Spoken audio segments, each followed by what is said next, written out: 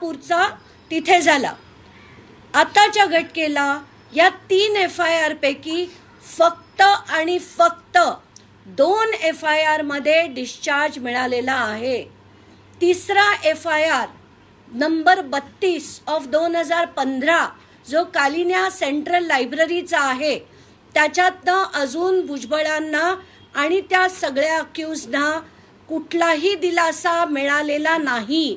त्यामुळे आत्ताच्या वेळेस जे कोर्टाने गृहीत धरलंय की प्रेडिकेट ऑफेन्सेस आर ओव्हर हे म्हटलं जे गेलंय ते कदाचित कोर्टासमोर योग्य ती माहिती दिली नसल्यामुळे ही ऑर्डर झालेली आहे. आणि या ऑर्डरला स्टे करण्यासाठी मी आज चीफ जस्टिसना पत्र लिहिलेलं आहे आणि याच्यात सगळीच्या सगळी माहिती, आमचे 11 ॲलिगेशन्स, त्याच्यावर झालेल्या 3 FIR, त्या 3 पैकी 2 मध्ये त्यांना डिस्चार्ज मिळाला आहे. आणि एवढंच नाही तर त्याच्यातल्या महाराष्ट्र सदन स्कॅमवर मी स्वतः रिव्ह्यू पिटिशन मुंबई हायकोर्टात गेले 2.5 ते 3 वर्ष मी लढतीये, ते सुद्धा पेंडिंग आहे. त्या व्यतिरिक्त जो FIR नंबर 32 आहे जो कालिना सेंट्रल लायब्ररीचा आहे तो आज तगायत संपलेला नाही.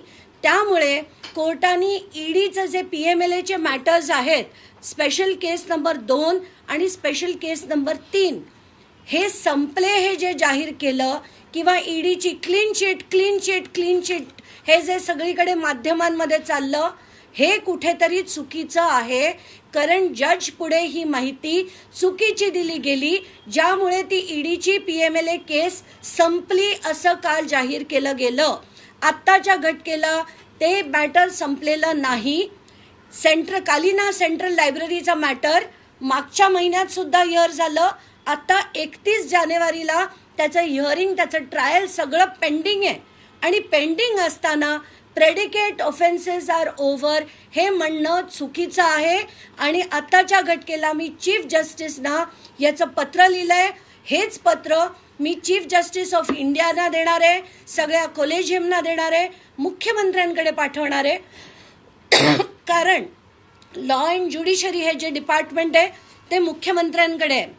आत्ताच्या घटकेला मला तुम्हाला इतरही माहिती द्यायची आहे की त्यांच्या विरुद्ध आम्ही काय काय लढलो. त्यांच्या विरुद्ध एकतर मी 2,653 कोटीची डिसप्रपोर्शनेट ॲसेट्सची केस केली. हे सुद्धा मी ॲफिडेव्हिटद्वारे माझ्या PIL मध्ये मांडलं होतं. त्याची सुद्धा चौकशी पेंडिंग आहे.